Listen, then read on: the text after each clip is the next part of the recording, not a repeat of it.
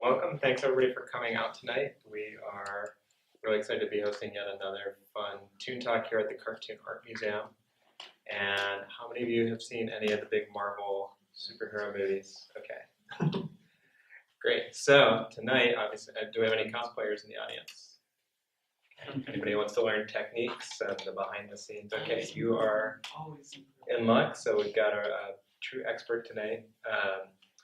And if you want to make sure you don't miss out on future Toon Talks, we've got an email list right up front, so you can sign up on that, check our Facebook or Twitter accounts, and just make sure you don't miss out on anything like our next round of exhibitions.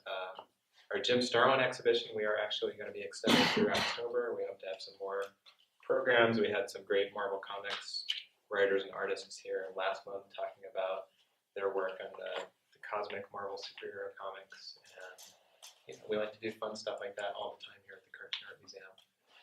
But without further ado, I want to introduce ALLan Lavigne, who has been working with us since probably more than 5 years, close to 10 years now, in exhibitions. So whenever we have whenever we have a great superhero art exhibition and we want to pump it up, take it to the next level, like our Jim Starlin exhibition, ALLan's always our first call, and he's been working in the industry. He'll give you his whole background rather than me making it up. But let's welcome him. Give him a warm round of applause.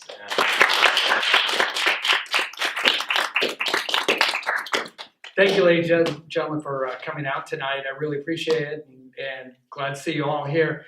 As Andrew shared, I've been in this business longer than I'm going to admit. I just came back from Comic-Con. I do a panel there every year for costuming and prop making and talk about what I've done. This was my 40th Comic-Con, so it was anniversary time. But since that time, since I started, boy, have things changed. Back then, when I started, I didn't think there was any chance in heck that they would ever make any of these movies. Not one of them. And interest in superheroes, forget it. Nobody was interested in superheroes. Today, when I do my panels or do a lecture like this, or someone contacts me through the website, particularly young artists, they're always asking, how do I get into art professionally? What do I do? What academy do I go to? Do I have to go to the Fashion Design Institute? What books do I read? What do I need to do? Where am I going to be working? All these questions and stuff. Well, I've never taken an art class in my life, ever. Never read a book on how to do art, or never been to a Fashion Design Institute or anything like that. I'm not sharing that to boast. I'm sharing that to say that it's not necessary. The best artists I know have never been to an art academy, have never learned to do it the quote-unquote right way. They dived in it. Some of them have natural talent. Some of them get natural talent after a while. But it's not necessary to spend a lot of money, go to a fancy institute. Today, particularly with the internet and all the information out there, you can learn so much about so many things. My actual education was in machine drafting and mechanical design. But back then, when you took those classes, you also took woodworking and machine shop. I learned to use a metal lathe and a mill, and electronic assembly and sheet metal pattern making. All these things that people don't get anymore. And today, with the advent of cosplay, people are learning to make things again. They're getting back, learning how to sew. They're learning how to make things with leather and how to use plastics and how to make molds. When I started, I remember there was one book in the entire, all the publications I could find on mold making. And it was so rudimentary. Well, by the time I saw it, I go like, oh, I know all this. It was of no use. Today, you can go on YouTube University and learn mold making and everything. When I was in school, I wanted to learn how to make anything, because I could imagine anything, and if I could imagine it and I had the skills to make it, then I could make anything. And that really sends me back to the beginning, because long before I was in school, I was creating something, anything. And I learned how to create things by taking things apart. You couldn't leave me in a room with a clock, because you'd come back and it would be in pieces everywhere. Because I want, even this was long before I got in school, because I wanted to figure out how this little machine controlled the hours of the day. There's got to be something in here.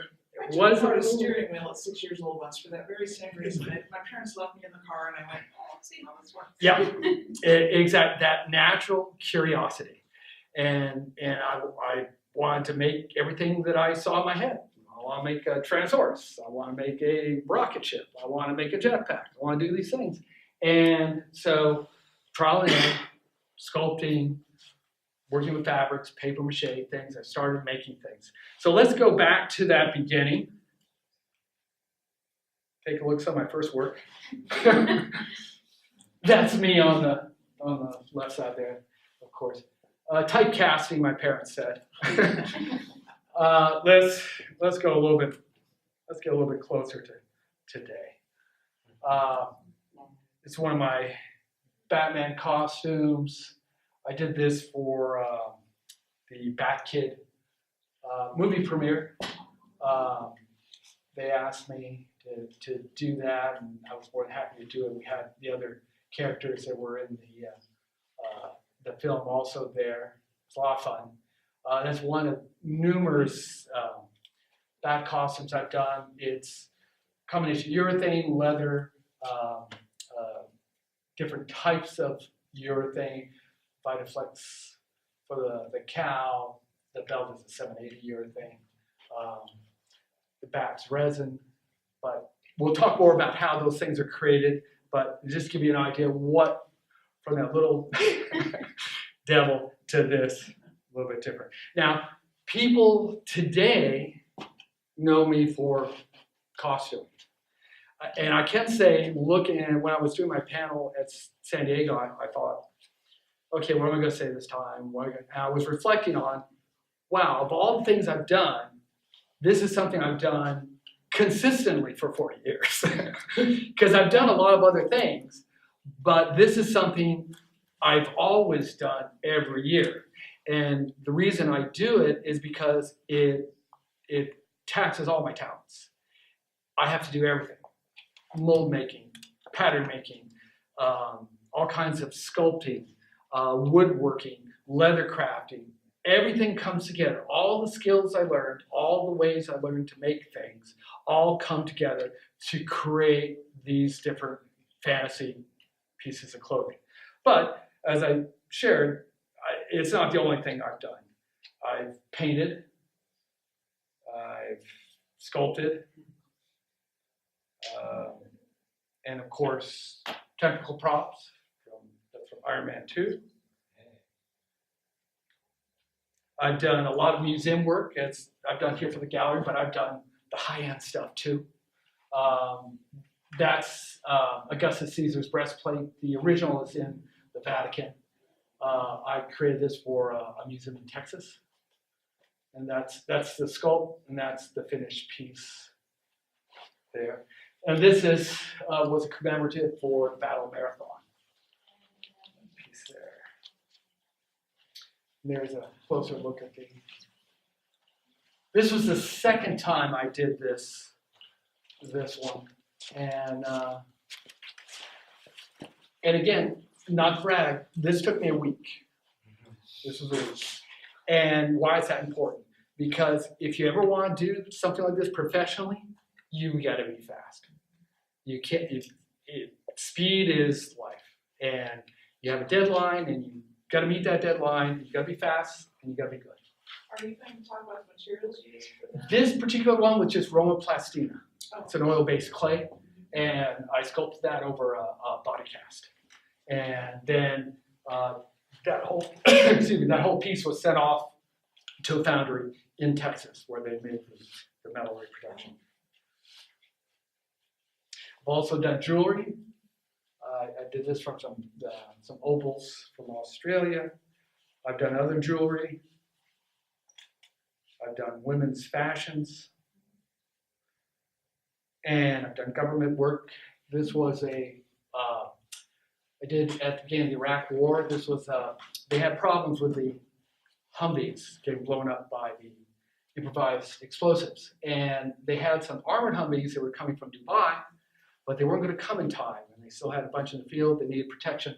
And everyone had turned them down and said, no, there's nothing you can do. You just got to wait for the Humvees. And so I was approached. I'm usually the target of last resort.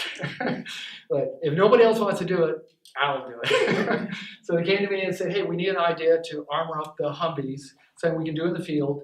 We can do it one day. And we've got about 40 of them we need to armor up till we can get these armored up Humvees from Dubai. And I said, well, let's make a bulletproof vest for the interior. And I said, and they said, oh, that's a great idea. Okay, how much time do I got? They said 48 hours. 48 hours, yes, you got the check? And I said, I don't have a Humvee, obviously. Can you help me out? And they said, well, when will you be back at your studio? And I said, well, around 6 tonight. And they said, okay, we'll have someone meet you there. And I got there, and there was an army guy with a crate with a Humvee door in it. And they said, start with this.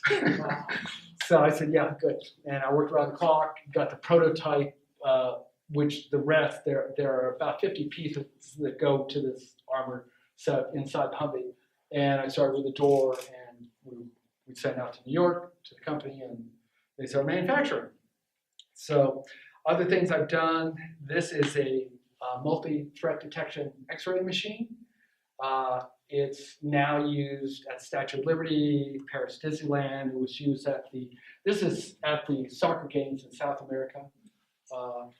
This isn't like any regular X-ray machine. This also sniffs for radiation, chemicals, the whole 9 yards. There's something bad in something that you put in this machine. It'll figure it out. It'll lock it up. It actually did catch terrorists in Paris, at Paris Disneyland. You tried to bring guns in a briefcase, and what you do is you put briefcase or bag in one of these little honeycomb compartments, and it's scanned remotely. There are people watching what goes in there, and if it's something bad, it locks it down and doesn't let it out.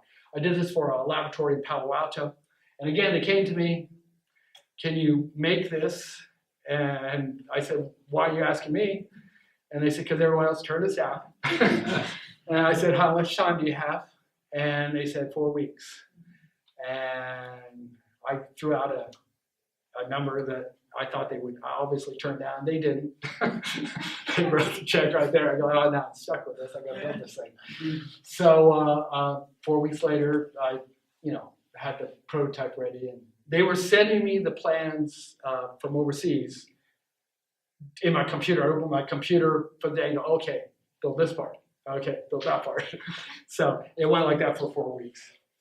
So the film stuff is just one part of the many things I do. And I share that with young artists that, look, you today, there's so much competition out there, you can't be just a painter. You can't be just a sculptor.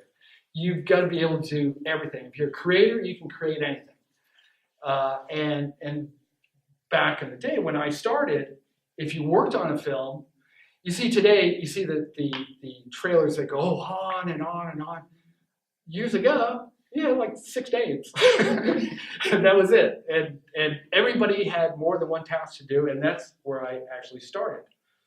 Oh, and of course, I'm also known for costumes. That girl couldn't walk 6 feet. Somebody wasn't stopping her. Actually, we upped the costume one where I did an actual glowing lasso that actually glowed. It could pulse or stay solid. But that's leather. All the jewelry is real. It's all it's actually brass and white brass, but it's all real metal. Unlike the original costume, which is the entire body costume is all urethane. But this we use leather for the top and the bottom, and that's all metal and leather boots and some urethane on those boots. This was my inspiration. This guy here, his name is Dr. Scar. I grew up in Tucson, Arizona, and Dr. Scar, everybody knew Dr. Scar. He had a vampira-like show like they have out here, and he ran old scary movies. But at the end of the show, no one, Dr. Scar just had a question mark. No one knew who he was. So I was already interested in makeup, special effects, and a little bit of costuming. I had an old sewing machine that went forward and backwards, and that's all it did. And I was doing a lot of sculpting, though, a lot of test makeup and masks and stuff. So one day I heard it was Halloween. They were going to have a Halloween party at K-Gun TV, which was the local ABC affiliate. Come meet Dr. Scar at our Halloween bash. I go, oh, that's my chance. I'll meet Dr. Scar. He's going to see all my work, and he's going to love it. And he's going to take me on as an apprentice, and I'm off. It's the only time I actually went out and tried to get something in TV or film. So I went there and I had all my stuff, and there was like 200 people there, crowded in the little studio. But I knew I was gonna meet Dr. Scar, and I was gonna find out, future's assured. So things winding down, they bring out cake for everyone to eat and everything. And so I muscled my way over to Dr. Scar with my little folder, very bold, brash. Oh, Dr. Scar, I've been wanting to meet you. And, I love makeup and costuming and stuff. And showed him some of my stuff. And he looked at me kind of like that. and I'm not getting any signals. Does he like this? Or am I, what am I doing here? And he goes, Al, he said, you were always a good scout. I'm sure we could. I said, what? He was my scoutmaster. I had no idea. His name, Jack Jacobson. He was the executive producer for K-Gun TV. And I had no idea that I knew him and had known him for years. And he said, sure, you want to bring something. The filming was actually Saturday morning. We'd go in to the studio, we're filming, I'd bring in some costume prop based on the basically ad-lib sketch. And it was very dark comedy. It wasn't like today, you couldn't do this again. Today, even then, it was called 9 o'clock chiller. And they got so many complaints, they changed it to midnight, but they still called it 9 o'clock chiller. And he continued in doing this role long. He was still doing it when I left Arizona in 1979. He was still there. He just passed away a few years ago, in fact. But he got me started, my first job. And while I was working there, I was approached to do my first film, Night of the Leap. Has anybody ever hear this? It's a cult classic. Stuart Whitman, who was a big actor at that time, Janet Leigh, who I loved in Vikings, never met him. They wouldn't know me from Adam. This was my role here. No, I didn't play one of the rabbits. The movie was about giant cannibal rabbits that attack Aho. See this back here?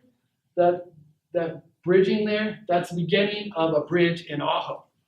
And that was my job, was to make that scaled bridge so the rabbits could run across. And think it would be an easy task? No. Originally, they wanted to use wild jackrabbits. No, that wasn't going to happen. The wild animals are wild. And they bit, they fought, we put chicken wire around the set, and they climbed over chicken wire. The higher we got it, the higher they climbed.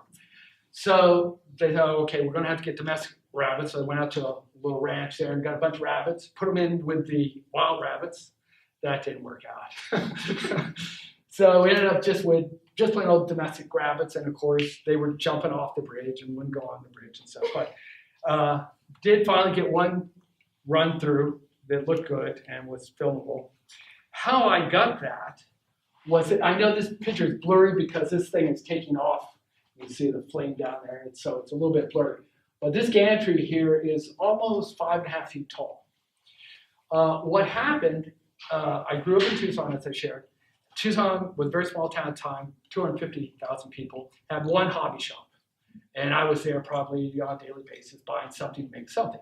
And my parents worked at Hughes Aircraft, and they worked on the space program, so I was very into space stuff. So I I like building gantries, and this was one of the larger ones I built. And the hobby store was owned by 3 brothers, and in Tucson there's a sound set, old Tucson, where westerns used to be filmed, but they built a sound set and they did Petrocelli and a number of other TV shows and stuff. And they contacted Tucson Train and Hobby. They said, hey, we're looking for a scale modeler who can build some stuff for us for a movie we're doing. We need someone to build a bridge. It's got a lot of I-beams, kind of gantry looking thing. And the owner says, oh, we know a guy. He's in here all the time. He builds, these rocket launching gantries and stuff. He's perfect for it. So they called me. I went into the hobby shop and said, hey, call this number. This guy wants you to build a bridge. I had no idea it was a movie thing. And I said, oh, okay. So I called the guy and said, yeah, we're we need a bridge build. We're doing a movie. Oh, movie. Yeah. Oh, it's great. Oh, it's going to be a movie. So that's how I got my first film job. And again, people are looking, well, what studio am I going to? There's no studio. That's 1930s. You're going to do all these different jobs, and when you look back, you say, oh my God, I can't believe I did all these different things. This led to my next work, Project UFO, NBC. I don't know if anybody remembers this, late 70s. This was produced by Jack Webb. It was Dragnet to the stars. It was like Star Trek meets, CSI. And it went 2 seasons. The first season was based on real Project Blue Book cases. And we had a week to produce each shot. It wasn't like today where they film 10 episodes in advance and show them 2 years later. We had 1 week. And we get the script on Monday, and I was in Arizona, not in Los Angeles. They sent the script, we want this alien. Bang. So I had to produce an alien, not in a week, in a day or 2. And send them the pictures, yeah, we like it, and make it. So did 2 seasons of that. Second season, the writing was kind of the director/producer was making it as we went along. It wasn't as accurate as the first season, but it was still fun. And that was my first television work. And from working on that project, I was contacted for another film. This was a documentary. UFOs are real. Now, this little alien was my big thing. I did have an on-camera interview in this film. It was a documentary thing. And this is one of those lucky things that you never expect would happen. I had actually created this for a museum in Chicago. They had a permanent UFO museum exhibit in Chicago in a high-rise there. And I created this little head for that. So one of my friends was over, and I was showing him the head. He said, oh, that's great, let me take a picture of it. And so he took and put on a wall outside in daylight and took a picture of it. And I just had it amongst my stills. And when I was doing the interview and stuff, they looked at the stills and said, oh, this is great. And they took it and made it the poster. I thought, oh my God, who would have thought? And if you saw the thing, which is still on exhibit, I imagine, in Chicago, it stands about so tall. It's not very big, it's very tiny. But the picture just came out great. It was just one of those accidents. But that was another film. And this, I don't know if you can see it. This is my first work with Marvel, with Stan Lee. Don't look at the date. But I did 4 masks, Dr. Doom, Iron Man, The Thing, and the Hulk for commercial sales through the comic books. Stan loved it. And I did something I should never do. And I always tell artists, never do this. He liked it so much, he wanted me to do something else. He says, Al, we want to do a Hulk. Can you do a Hulk? I want a Hulk. Like if I got you the biggest wrestler in the world and you like put this suit on him, and I'm going like, no, it's not going to look real. Oh, but you'll be really muscular when you put this on. I don't think I can do it. Shouldn't have, because they hired someone else. It was horrible. Looked like a giant Beanie Baby. And I thought, I could have done that. But somebody else did. But that was my first foray into Marvel, the world of Marvel. I've done stuff with Marvel, with DC. Much of stuff's been commercial. Prototypes for industry, museum replicas. I'll talk a little bit more about them because they're the ones that got me into George Lucas out here at the ranch. They contacted me, this is 2009 to 2011.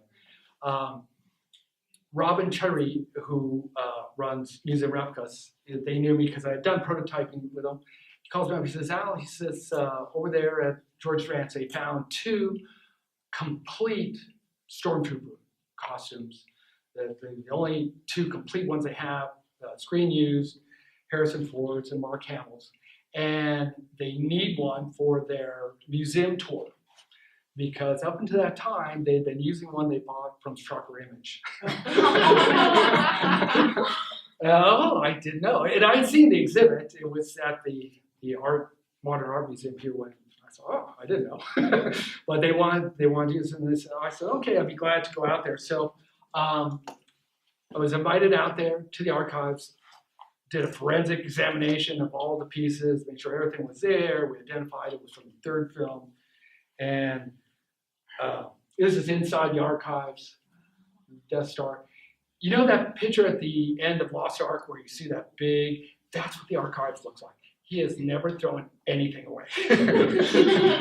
He has stuff there from THX, the one he did in college, not the movie. Everything he ever made in any film is in that archives. It's in boxes, but it's there. So I had to take all these parts, cast them, put them together, and created the costumes. That's the original piece. That's the helmet. Good. There's the whole piece. That's the archivist Leah, and that's Margaret. She's from their merchandising section. That's Andrew, who was the only person skinny enough to get to Harrison Ford's armor. He must have had calves like matchsticks. There's no way a normal human being could have got their leg in that calf, but Andrew could, because he weighs like 90 pounds and 6'4". So that's the finished piece. So while I was working on this, Robin calls, he says, hey, because we'd already done some work on Iron Man 1 and 2. He says, hey, how would you like to do the helmet for Captain America? And I go like, wow, yeah, that'd be fun. So that's how I got involved in that. And then once I worked on the helmet, then, we got problems with the shield. We're trying to attach the webbing to the back, and it's causing spot welds in the front. What can we do? So we're trying. Now, again, people think that you're going to a studio and doing this. No, you're not.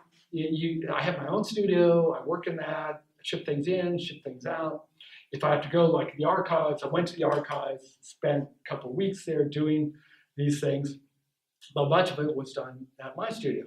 Say on Iron Man 1, the guy who did the sound was doing it from his apartment in New York. I never met him. I don't know anybody who did meet him, but he would do the sound there and send it back to the audience people, and they string it, into the movie. And that's how these things are done today. The last couple of Marvel films had, on average, about 15,000 employees. Most of them never met anybody. Museum Replicas, who I've done, as I shared, a lot of work for, they do Vikings, all the arms and armament for Vikings, and they did Tudors. They did some work on Game of Thrones, Braveheart. And I guarantee you the people that made those weapons had no idea they were going to be used in a movie. They didn't even know. I know the stuff they do for Vikings, the people that are making this have no idea that this is going for a television movie. And that's just the way things are today. So I've been blessed in that the work has found me, and I've enjoyed doing it. And there's the finished piece. Yeah, we're really good because the pieces, they were 35 or almost 40 years old and so thin. The styrene was just real brittle, like Halloween mask, like that little devil mask I had. It was like that. You just touch it and it would just want to. It was like paper almost. So it was very. We had to use this very delicate method of casting and then refining, because people have the imagination. This is something a lot of people don't understand. They see these beautiful props on TV and movie. They go, "Oh boy, I'd like to have that." If you saw it in person, you'd go like, "No, you didn't sell me this. This is not what I saw in the movie. No, that's what you saw in the movie. They make it look a lot better." Now, I can say that on the newer movies, the next three they did, those props are much more expensive and much nicer. But these original pieces, you'd be surprised. They were really thrown together. But we made the copies and they were very happy with that. Preparation. Okay, how do we get into doing these things? Well, old school, what we used to do is just reference stuff. Action figures, sketches. This was for a Batgirl costume. This was the finished piece. That's all lambskin, pearlized lambskin, with urethane belt and urethane back, and the helmet is vacuum formed and urethane. And Sideshow saw it that year because we had it at the convention, and they did a miniature based on this Batgirl. But I like to take the different ideas and then put my own spin on it. You know, my own interpretation. People say, "Oh, make me a Doctor Strange costume," and I'm gonna finesse it. I don't want to do exactly whatever. I don't want to do what everybody else has done. I want to put my, little spin on it. Again, reference pictures. I was doing a copy of the curtain. I saw the when Planet of Hollywood was still going, they had the breastplate from Highlander, Kurgan. It was unrecognizable. I had to ask somebody what was it because it was so damaged. But I really loved the movie and I wanted to recreate it, so I recreated the entire costume. I just have a picture here. Now, this was the skull, and what I often do, even to this day, is I'll take a picture of the skull, lay it side by side by the original prop, and take a look back and forth, then I'll go make changes, then go back, make changes. Sometimes I'll take and overlap the two so that I can see where I'm going to make my changes. And that's the finished helmet. That's fiberglass helmet with ostrich plumes, and it's got a mohawk and braided hair down the back. The teeth were cast separately, and I insert those into the skull. There's a lot of different costumes. This is one of the most difficult types of costumes, period costumes. You could spend a year on a Renaissance piece, particularly getting accurately. Years ago, before the fire, we used to go to the Los Angeles Hollywood Library to look up different, things. That's where everybody was in film would go there to do their referencing, look at period pictures, pattern making, things like that. And because today simplicity is making Renaissance patterns. Back then, nobody was making Renaissance patterns. You had to make the pattern yourself. And Not good ones. Yeah. But you had to make it from scratch, and that's the mother of necessity. So, but it's one of the most difficult and one of the most expensive costuming things you're ever going to do. Then recreations.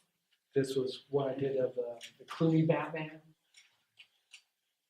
That's urethane lycra bodysuit. The bodysuit is I sprayed it all in latex so that you could attach the urethane pieces to it. A full, that time, leather cape, lambskin.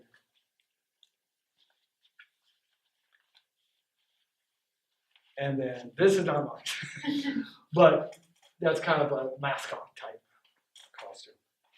And then they're just plain old soft goods.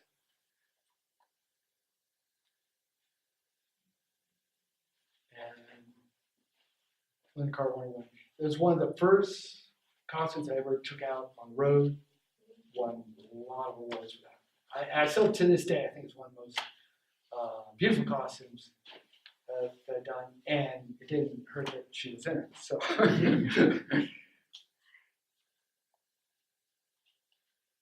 and then Rigid, the Iron Man Mark III. That's all fiberglass, mostly. There's some urethane.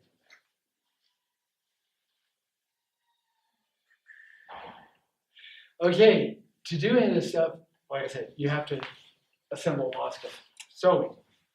A lot of guys, they don't want to learn to sew. No, learn to sew. You'll thank yourself later. It's such a freedom. You need something, make it. You want a jacket, make the jacket. I just made a leather long coat. If I would have bought that coat at a store, you're talking a couple grand. I made it for a few $100. Just the cost of leather, basically. Pattern making, design, drafting. Got to learn that. Sculpting, a lost art. People think they can't sculpt. It's because they never tried. You'll get better. Don't judge yourself by your first piece you do. Just keep practicing. Hand-eye coordination will come to you. You'll get better as it goes along. And today,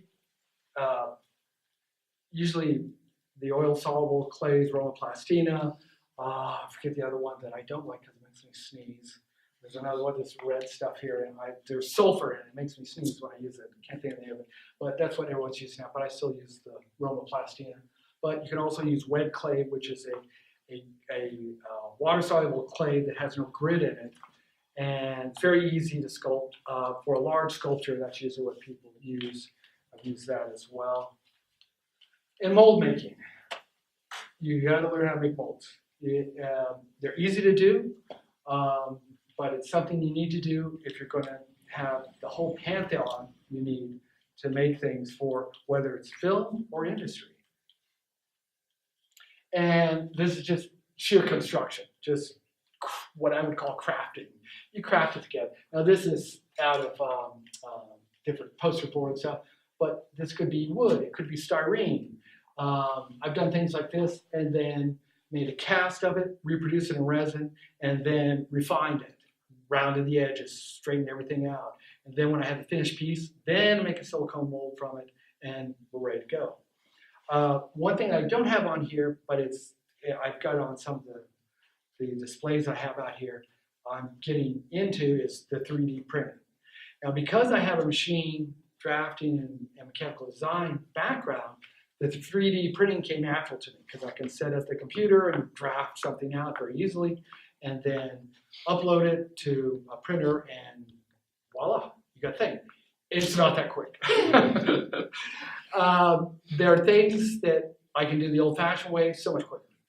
I can make it in a night, which would take me probably a day to draft and send it to a printer, and 3 weeks later I get the piece back and it's wrong.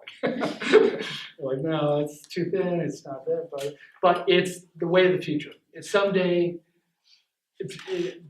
everything will be 3D printing. Everything will be 3D printing. People say, well, you can't print a cell phone. Oh, absolutely, absolutely. I mean, that's how 3D printing started, was in printing circuit boards back in the 60s. And I guarantee you in the next 5 to 10 years, you will buy a cell phone from Amazon, download it to your 3D printer, and print it up at home. It won't be any more shipping. It'll be just printed up at home, just kind of like Star Trek with the machine where it just appears. That's where it's going. Okay, this is a new piece I'm adding. We're trying to add a new piece each month here for this exhibit. This is the Infinity War Captain America, and we're going to talk a little bit about the actual construction, how to put this together, from the props to the soft goods, the whole thing. We'll be adding others. We want a Black Panther. We're working on Ant-Man, Black Widow. We hope to get those all in before the the exhibit's over. But this is the pattern that I began to make the shield that you see over there. From this, what happened? Okay, that's the pattern, all drafted. That's just construction paper right there. Then I took alligator board, cut the pieces out of alligator board. Is everybody familiar with alligator board? It's like foam core, only it's a little more rigid. Foam core is kind of soft and bendy. Alligator board is more like wood. It's made out of, it's 2 sheets of cardboard, but the styrofoam in between is stiffer. So it has a little less bend. It's very good for making things quickly that you don't want to make out of wood. When I was learning how to make models and stuff, the people that I was working with, German modelers, they all make everything out of wood. And you'd be surprised what you can do out of wood, but sometimes it's too heavy and not as easy to cut as that alligator board is. From that, I did the assembly. Then I laid styrene on the top, cut in pieces, put the whole thing together. Then I finished it, primed the entire piece. Then I made the mold. That's silicone. And yeah, I could have made different types of molds. You can make silicone molds, urethane molds. You can make resin molds. Most appropriate thing for this one was the silicone. And you mix that up and you just paint it on. Pour it on until you get nice and thick. And then you put what's called a mother mold over that. In this case, I put a resin mother mold over that. Just keeps the silicone, which is really flexible, it keeps it rigid so it doesn't bend. And these are some of the other pieces. I'll show you the back of the shield in a second. These all had to be fabricated from scratch and assembled. And of course, you can see the finished piece over there, or up here, this little picture, and that's what the back side looks like. Again, all these pieces began as alligator board, and then crafted them, molded them, reproduced them in resin, and have the finished pieces. And now with the molds, I can remake it again and again and again. That's of course a leather strap there, and it's actually a bicycle handle for grip there. It was perfect. And that's another thing too, that people get out of your mind that you need something specially made. I'll go in a hardware store and go, hey, that's perfect that's just what I need. Bicycle grip. Put that on. I don't have to reinvent the wheel. It's right there. Just buy that, stick that on, and it's going to work great. And I see that a lot in films. Who saw Pacific Rim? Saw Pacific Rim?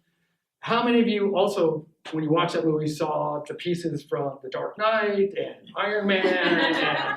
Because that's what that was all made of. There was few original parts on that. They just took and repurposed, all of these pieces and stuck them together. It looked great. And I do that all the time. I've got molds that I had since the 1970s that I still use because, this piece is perfect. All I need is a widget here or a circle there and put that together. This is the soft goods. This is 1000 denier Cordura nylon. If you get it in its natural state, it's kind of stiff. This is like kind of tech material. It is used for uniforms, but to make it natural so it flows and everything, I first give it an enzyme bath, which breaks down the fabric, stone washed it, and then go over it with what's called museum wax, which is basically like oil pastels. It's wax that you can use to paint. It's used for aging and distressing. The stone wash gives it not only softens the material but roughens up the edges and stuff. And anything doesn't look rough enough, I'll take some 60 grit sandpaper and just wail on it. And it's one of the things I have a problem with a lot of costumers is it looks like it's right off the rack. You can't look, it's gonna show. If you look at these old, I call them sword and sandal movies, the old like Hercules movies and stuff, you can see where the costume was folded. No, it's got to look like it was worn, like someone wore this, and it will stick out, particularly on the big screen when it's 20 feet high. So you have to give it some natural weathering, which we've done with the leather, with the resin buckles and everything. Here's another picture of that. The blouse before I put the star on. The star I actually did, I finished that up last night. This is what I did last night. This is how I spend my nights. I got the photo of this star.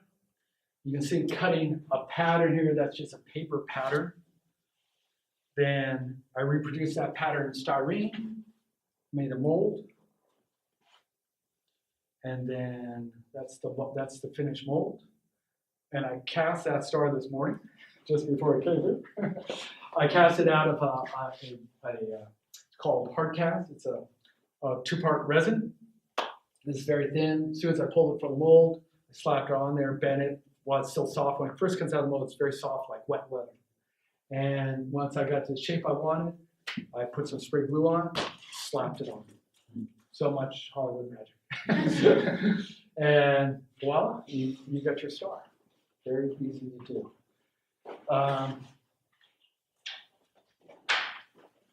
The leather here, all the patterns, everything, all handmade, hand sewn.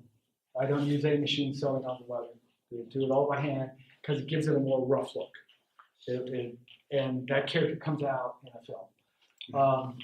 These little buckles, I'll show you. I've been talking about molds and mold making. This is the master. This is the mold. You can pass it around, take a look at what these things look like. Again, I did that just earlier this week.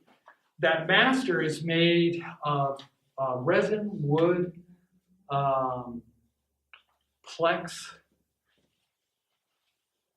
and then you build a little mold box, pour the silicone in, and you get that little mold. And now I can make dozens of them. And to get the silver, I have different metallic powders. You powder inside the mold, and you pour the resin. When you pull it out, it's got that finish. But then I went over it with charcoal to give it some smoking and some sandpaper to give it some distressed look. And that's the finished thing. The shield is also made of resin after the molds. It weighs a couple pounds, this thing. And is very durable. One thing in props, when you're making props for film, you have to think, okay, what are you going to use this for? Is it going to be for a stunt, or is this going to be what we call a photo opportunity? You might make something really beautiful that you can get close-ups on, that it's got to be meticulous, but then something the actor is going to use, or more likely a stuntman. It may need to be, if I was going to do this for film, I'd make this out of a flexible urethane. It's hard, but still flexible, so nobody gets hurt. If he falls down with it, he's not going to hurt himself. In the movie, First Avenger, I've got 2 of the shields, the aluminum photo opportunity shields. They weigh 25 pounds, okay? You're not going to run around. I mean, it's like lifting weights. You have a 25-pound weight, and you just look at that aluminum, brushed aluminum, and it scratches. You look at it, it scratches. And that was one of the problems with it. It was scratching all the time. I'd say about 80% Chris' shields were CGI. He got really good at being able to throw that shield, and it looked very convincing because they tried all kinds. They tried rubber shields, they tried balsa wood shields, everything to try. It didn't look as good, but he could throw it. It looked great, and they just CGI'd it. There was one in the World War II section with a chevron shield where it was just an aluminum shield that attached to his back with a magnet, but it was paper thin. You just see one thing where it clips on the back, and that's it. But those are things you have to keep in mind, and you have to be able to think ahead and say, okay, I might have to make a dozen of these props. How am I going to make them? What are they going to be made out of? What are they going to be used for? Different versions, different varieties. As I shared, we're going to be bringing some other costumes. The Black Panther is what we're working on right now. And the original suit for the first movie was very layered, very heavy, and it was uncomfortable for the actor and had a lot of complexity. So the second one, we went the same route as with Superman and the Affleck Batman stuff, which is a Lycra with a silicone print on it. This silicone was originally created for Speedo, so they could put logos on their suits and stuff. And it works just like a screen printing you would for T-shirts. I'm going to pass. This is the fabric for Henry Cavill's Superman suit for the second movie. The first movie was silicone, and that suit ripped and tore. It was glued onto a Lycra bodysuit, and they had to have easements on the arms and stuff, and he couldn't raise his arms because the suit would buckle.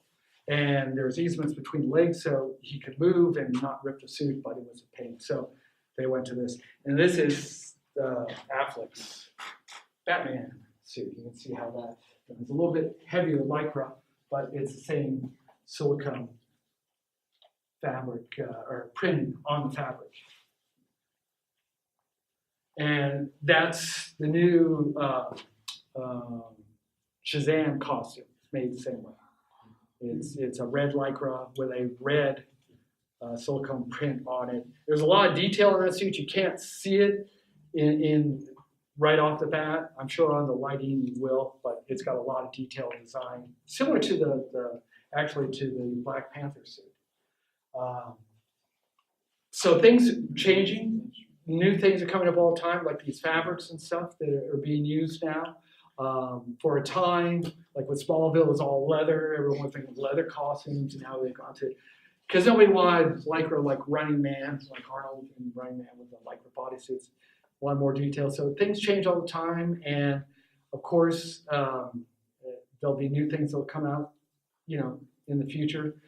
I think we'll stay away from the Green Lantern CGI animated suits. I think that probably was something that didn't work. But that's the. Take a look at that.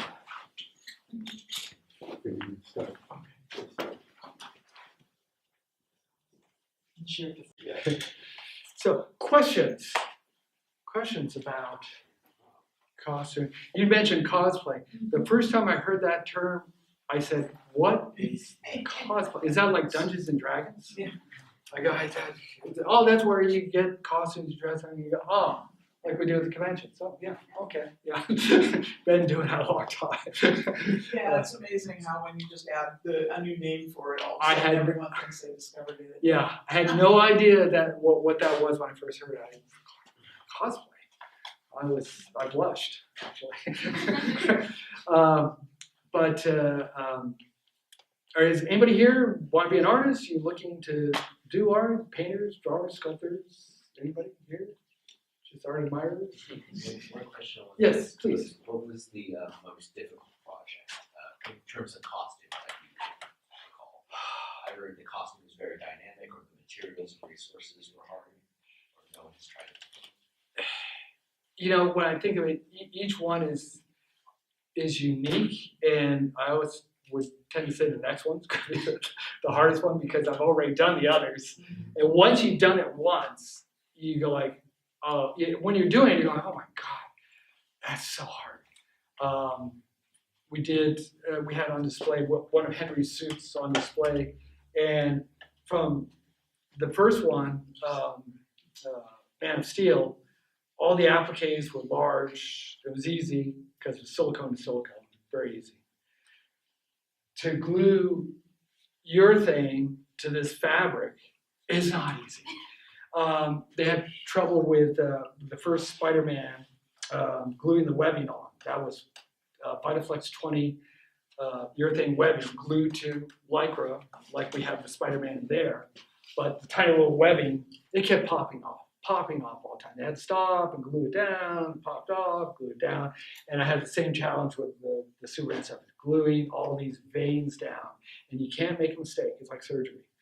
I had everything on the mannequin. I turned the mannequin. But it's a special glue because nothing will glue urethane but this special glue. It's called Uribond, and it's very expensive. 2 little bottles, $50. And that will last you not much. And you can't mix up a little tiny bit. You have to mix up at least 2 ounces to get it consistent so it will harden up, and you'll probably use just a few brushes of it and the rest is wasted.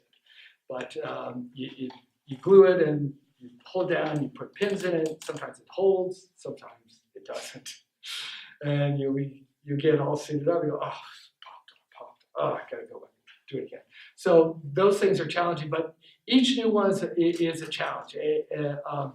The Iron Spider over there, of course, in the movie, there is no Iron Spider costume. It's all CGI, so they didn't watch Green Lantern, I guess. But I'm going like, okay, we got to make something that we can display. And so we did a sub print, which is very similar to how this stuff is made. We actually go on the computer, you're drafting the pattern, and you add the elements, you add the colors, and prints out on this large ink printer, but it's fabric. Then I took all the pieces that had been sculpted or crafted from styrene, molds made of it, made in urethane, and then glued on to come up with that piece we have out there, which I think came out really good because the costume doesn't really exist. So I think we really, hit it. The metallics, it was important to get the metallics to look like metal. Although they're urethane, they have to look like metal to make it believable. And so that was a challenge. But each one is a challenge. This was a challenge. This one here, I go like, when is this thing going to be done? It has so many different fabrics and everything. You have, just like the Iron Man out there, you have a tolerance buildup. Even though you have patterns and everything, if you sew something just a little bit wrong, oh no, it's not matching. You got to, seam rip it out, do it again, get it right, or you cut a piece and it's not matching. So, in fact, the stuff that you do that someone has something to compare to, that's one more difficult thing. If I'm doing something from my imagination, just something that I'm making up, that's easy. No one knows what it's supposed to look like. But if I have to make something for a museum, which I do a lot of work on, okay, they want this. A lot of people, they'll go to a museum and they think, oh, gee, I'm looking at a 3 million year old dinosaur. No, you're not. You're looking at a fiberglass cast of the fossils. I was at the Smithsonian a number of years ago, and I was touring a friend through, and he said, oh, look at these dinosaurs. And I said, no, it's not a real dinosaur in this place. Oh, no, this is Smithsonian. And I said, no. And I leaned over to tap on the Tyrannosaurus's nose, which I did, and it rang hollow and also set off all the alarms. And I said, see? And the security officer asked me politely not to do that again. But 90% of what you see in the museum is made by someone like myself, because it is just too delicate to be out the Toon comic exhibit that they had a couple years back. If you read the little sign when you walked in before, it says in real small print, these are reproductions, because there's no way in heck they're going to let this, 5,000-year-old relic exposed to what could happen to it. I mean, all it would take is someone to drop it or handle it roughly, and it's ash. So it's what you're looking at is a very well crafted thing that's going to look exactly like the real thing. So you're basically almost looking at a fossil of a real thing, but most of it is reproduced, like I said, by someone like myself. And I enjoy doing it. I enjoy the study, looking at getting it just right.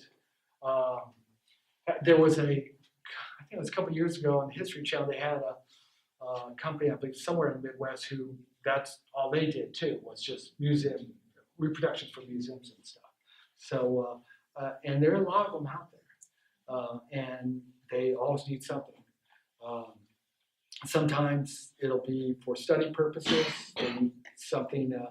I was watching a documentary the other night where they reconstructed the first smart bomb. They wanted to study the one that the Germans made, the Felix X, I think it was called. But there were no existing ones. They didn't think. They found one at the Tucson Air and Space Museum. It was gutted, but it was enough that they could look at and compare it to plans. They built a scale model that they could test and see how it worked and everything. So that's very common, something that I've done in the past. They asked me to build. I've built ship-to-ship telephone models, won 4 Hughes aircraft. And it was kind of funny. They wanted the model built to see if it would fit in the place they needed on the ship. And so I built it out of plexiglass, not real metal, but it looked so much like it was real metal. Every time they take it out of the box, they grab by these 2 flanges and snap the flanges off. And they go, hey, broken shipping. I go, no, I said, you guys keep pulling it up by the flange because it's metal. It's not, it's plexiglass. Finally, by the 3rd one, they got the idea. I said, do not pick it up here. But all they wanted to know is, would this thing fit in the hole they made in the ship? Other things I've done, Pioneer stereo, they needed, and this is very common. You get that catalog, has all the beautiful stuff in it. Some of it's not even full scale. They had me do a radio receiver for Pioneer stereo. It was literally, I made a big chunk of wood and put the knobs on it, and painted it, put metallic. They took pictures of it, and that's in their catalog. Because the real one doesn't exist yet. They haven't made it yet. But they need the catalog out so they can sell you something. Done scale furniture, same thing, office furniture. Looked great. It would have all sat on this table. But you would have thought that you could have used it to furnish your office. But these are all things that you can do in art if you can use this wide range of skills that are out there that are easily accessible now on the internet. You can learn and produce, and then you'll never be out of work because that's what it takes. Yes? Hi, I have a question. Yes, sir. So you have to, when you make the costumes for actual movie, you have to think about the actor's safety. Mm-hmm. Do you have to work with OSHA and they have those kind of guidelines? Absolutely. They have someone right on the set. And they, you can't do this, you can't do that, you can't do this other thing, blah, blah, blah, blah. And they're, you'll have a safety manager on the set, you have someone for the pyrotechnics, you have different people, and they're all working with the OSHA people. Oh yeah, absolutely. They're, and the fines are millions of dollars. And they're, if you don't do what they want you to do, they'll shut you down, shut the whole production down. And that's happened. They had a terrible accident. I wasn't involved in it, but when they did the Twilight Zone movie, Vic Morrow was killed by a helicopter. And that happens. I know other movies where people were killed, or particularly, we're saying animals. Everyone loves the animals in the movie. Oh, those lions and tigers, those are real lions and tigers, and they will maul you. They're, what's his name? Ron Ely, who did Tarzan. I think he had every bone broken in his body. I spoke to him later on. He did Doc Savage, and I was doing some Doc Savage belt buckles, and he had no props for me in the movies he worked in. And I said I'd be glad to, be an honor to send him one Doc Savage belt buckle. So I talked to him about his work on Tarzan. He'd been bitten by snakes, bitten by lions, thrown off an ostrich, broken all kinds of bones. So one time he said they had a snake and they were supposed to tape the snake's mouth shut so he could pick it up, and the tape came off in the water and it bit him and then cold it on his arm and couldn't get on his arm. So yeah, animals can be, very dangerous. The guy he was a football star who played him in the movie, it was called Golden City of Tarzan, something like that. He got bit by the chimp in the jaw. The chimpanzees, they can be really mean. And got him right here in the jaw and shut down the movie. And chimp didn't know. He looked delicious. So yeah, there are definitely some things. The most dangerous, really, other than a movie set, is stage. I've seen people so many times get injured or close to injured on stage. The curtain's coming down, what's called the scrim, which is the very back, has a huge metal bar, weighs hundreds of pounds. I've seen people, you've got tape on the floor that says, don't go here, this is the scrim line. If this comes down, it's going to crush you like a grape. I've seen so many people just either close or get nicked, and man, it's not good. So yeah, there's dangers involved in people on set. So when you make a costume, you have to give certain like degree of freedom, you have to part of design concept, or like material, you have to choose a certain. Yeah, in fact, a good example is the first Avenger helmet. Now, you would think, and this is something that evolves. I'm used to making masks and prosthesis, so they go right to the actor's face. Bang! You want it to fit tight. Now, you would think, okay, we're going to do the same thing with the helmet. Okay, what's your circumference? 25 and a half. Okay, we'll make the interior 25 and a half and snap that on. Great. It'll go on great. And you will never get off. Because unlike a regular helmet, the Captain America helmet comes down on your nose and comes underneath the forehead. So if it's exactly the same circumference as your head, when you go to get it off, it's like a Coke bottle. And it's going to take your eyebrows off with it. And so we learned that with the first film, and I said, okay, we can't do that. So we went to urethane. We used a flexible urethane and it went on kind of like a bathing cap. Well, for the second movie, for Winter Soldier, have you learned? And looking at different helmets, real helmets used in the military, you see the chin straps. Those aren't just for looks or to hold the helmet on. They actually suck the helmet down on the head. They come out at an angle and they pull the helmet down on the head. And because you need a little space front and back to get that helmet off your head. And also learned, not all schools say, you've got Chris, and then you've got like half dozen stuntmen. They're play Chris for different things, because you're not shooting just one scene. You got different crews shooting different scenes at the same time, because you got to get this movie together, and somebody's filming one scene, someone's filming another scene, everyone's in costume, but they don't all have the same size head. And found that circumferences, smaller circumferences like 24 and a half tend to be longer and narrower, and larger circumferences, 25 and over, tend to be rounder.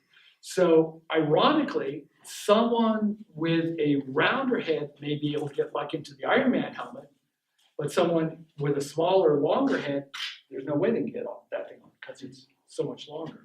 So those are things we had to account for. So to make the helmets for Winter Soldier larger, and so they could get it off. And those were made rigid out of resin.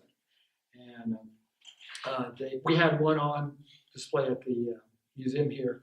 We did a big Captain America exhibit a couple of years ago. We had all the uniforms from the first films and all the costume pieces and stuff from that. So some of the shields and stuff. But it was fun. You're making things that don't exist, which is always fun, because it's just something somebody imagined, and you're going like, okay, how would this work in the real world? Can you even make it? And so yeah, you have to take those things into account, and the fabrics too. I can't tell how many times we got all the fabric, everything, and it didn't work. These they're a good example. I went through several different types of urethane until I got one that had just the right body, wasn't too heavy, wasn't too flexible, so it hung, but worked like leather, but wouldn't decay or be a problem like leather. This is a Vitaflex 40 urethane, and it's cut out and it has the fabric inserted from the back on the inside. But it looks, if you look at it, you think, oh, that's leather or something similar to that. And are you a lot safer in your production as far as hazardous materials than you were? Oh yeah.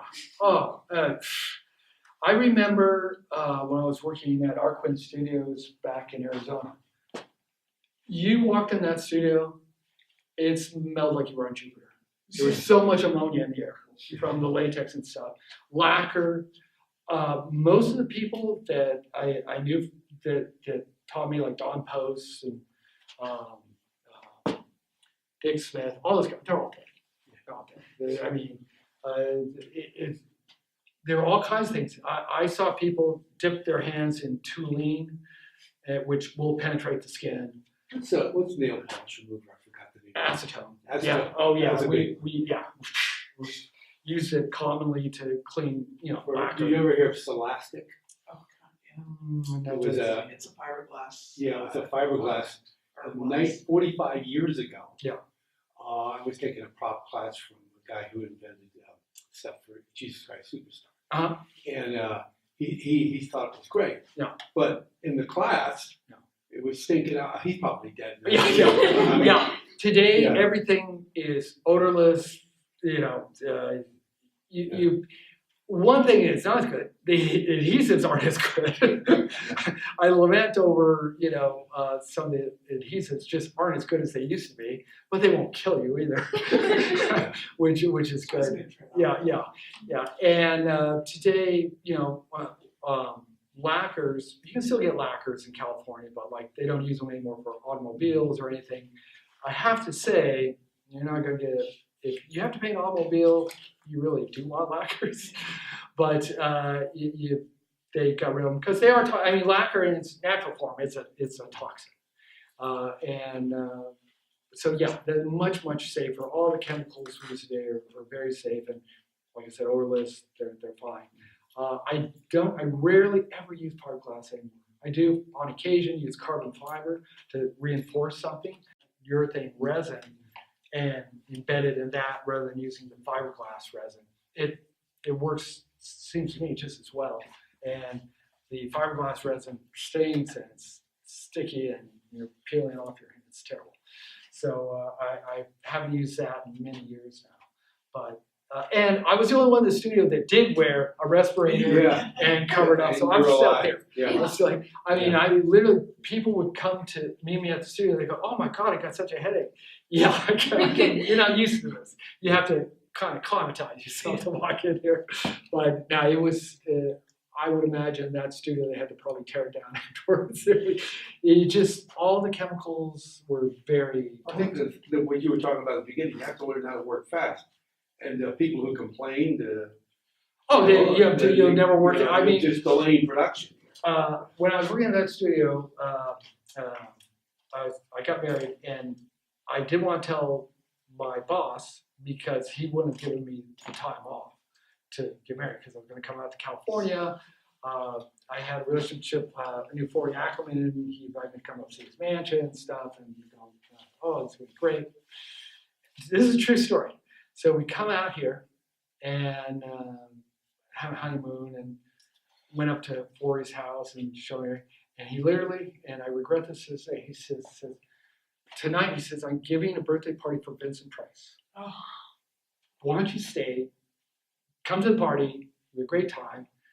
I'm like, I really want to, but my boss doesn't know I'm out here, and if he finds out I'm out here, I could lose my, just call him, see, And so I called my boss, made up a story. Oh, yeah, I can't. You either get back here or you don't have a job. And I didn't go to the party. And I regret that to this day. I had a couple other opportunities to meet Vincent Price, and I always just missed him. And it was someone who I really wanted to meet. And at that party that night, that Peter Cushing was still around, was there, and I think it was Lon Chaney Jr. was still around at that time. And before he knew everybody, And I, oh my God, I still keep kicking myself that I didn't go to that, but that's a true story. Yes. Can you speak a little bit more to how you integrated digital art into your work? Like, was it a gradual thing, or was it just, I have to do this now? It was gradual. As soon as computers came online, I started using them for different things. I bought my first computer at a gun show in Los Angeles for $50. It was the first Texas Instrument home computer. It had a little reel-to-reel tape deck, which you stored stuff on. Oh, I thought I was in the space race. I thought, oh my God, I've got a computer. It came with some basic programming books. I thought, oh man, now the world is mine. But I quickly started learning about computers, how to create internet sites when the internet came about, and started integrating that into my work and using Photoshop. and which I still use to this day, to do different things. And of course, it's essential today for you can run film through it, do different things like that. But I've tried to keep up with it. I don't use it as much as a film editor or someone who's a computer artist, because today people do entire paintings and animations all on computers. I have seen what I predicted we would see when computers first came out. I said that someday there won't be any more studios. It'll all be desktop filmmaking. And we're almost there now. I mean, you can do an entire film, one person, on a computer with the type of software. Someone was sharing with me, they were talking about storyboard artists. There's all kinds of apps for that now. Nobody sits there and storyboards anymore. It's all done on apps. Iron Man 1, I forget the name of the program, but they were doing all the storyboards on it, and this other guy was, and he sent it back, and then they take those storyboards and integrate the live action with the storyboard and get it the way they want it. But today it's evolving so fast, it's hard to keep up. That's why I'm forcing myself to work more and more in the 3D printing rather than doing it the old-fashioned way, so I'll get faster and stuff. But you have to. It's part of it. It's like learning.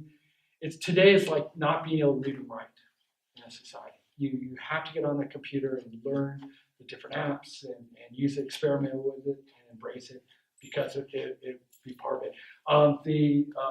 I didn't bring them, but the renderings that I did for Captain America, I did all digitally. I did no painting, and I did them all on the computer, because that's what they expect to see today. They don't. Yeah, people still do. They still draw, but everything's done on computer today. So. I have kind of a technique question Sure. for getting a textured finish kind of like that on a rigid material like Warbler or Wonderflex or something like that. There's some armor pieces that have like a honeycomb pattern that you can kind of see. Mhm. It's not raised, and I'm kind of in a quandary as to how to accomplish that without just going there with a little brush and painting it all, At first blush, what I can imagine doing is taking some adhesive paper, making your design like a hexagon design on a computer, just print it out. And if you don't have a large enough printer, take it to Kinko's or whatever, print it out, peel that off, or well, before you peel it off, cut out the hexagons, peel it off, stick it on there, and you can either heavily prime it so it's thicker, or use some other raised material, and then peel it off, and you'll have all your hexagon patterns on there. That's just at first blush. That's one way of doing it. But there's lots of ways. You can also get. Oftentimes when I'll go into a hardware store, I'll see maybe it'll be floor matting, and have that's just the right hexagon pattern I need for that armor I'm doing, and I'll get that, and I might make a cast of it, or I might use it as a template and lay it on it, and then spray something over it like I use this stone stuff a lot for different patterns. Spray it over it, and take the mat off, and I've got all the textured spray on there, and it's clear on the other. So, and then this is a silkscreen method, and that's another way. You don't have to do silkscreen on fabric. You can do it on anything. You can do silkscreen on hard materials as well. So that's another way. So, and then you can sculpt it too if you have a lot of time. Yeah. Yes.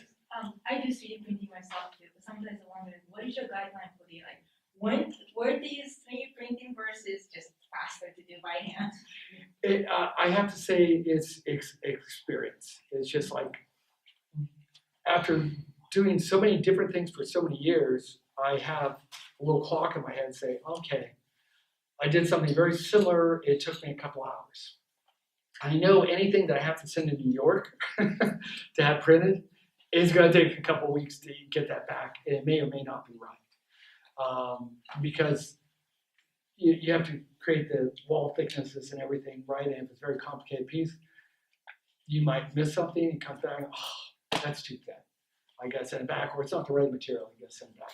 Whereas A good example is this bucket. Now, this is something that I'm sure would be an easy 3D printing thing to draft. You draft this out maybe an hour or so, send it out, and a couple weeks you get the piece back. And then you make a mold of it after you refine it, because it comes back, it looks like wood.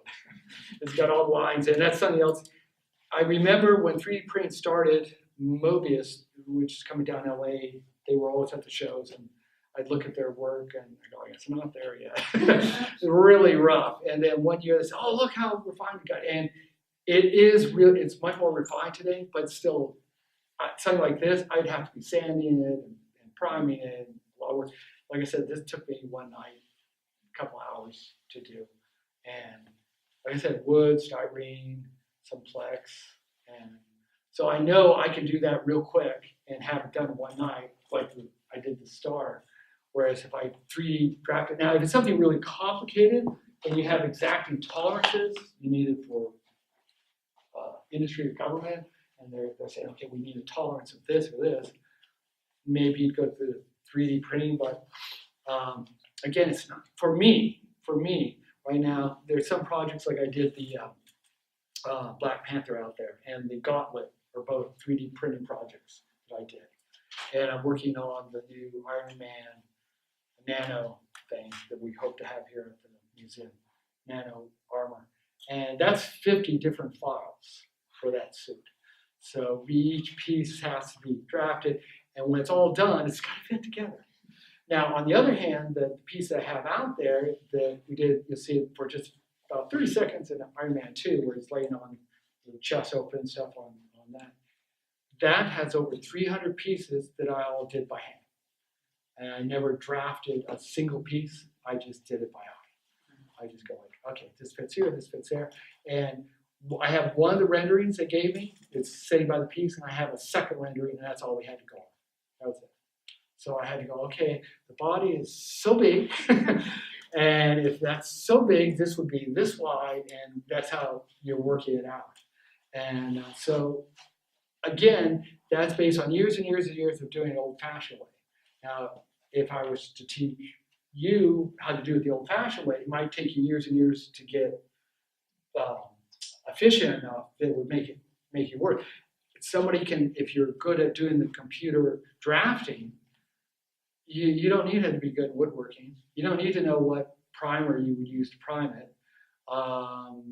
You don't need to have an assortment of wood chisels or Dremels or something to craft it. All you need is your computer. And you tell your computer what to do, and then the machine and the Oracle make. So that will change. Eventually, guys like me will not be there showing anybody how to do it in wood or clay. It'll be just computers. And that's okay too, because we used to make stuff out of stone. Flint tools and copper chisels, and we don't do that anymore either. So I hope you enjoyed it. I hope you got something out of it.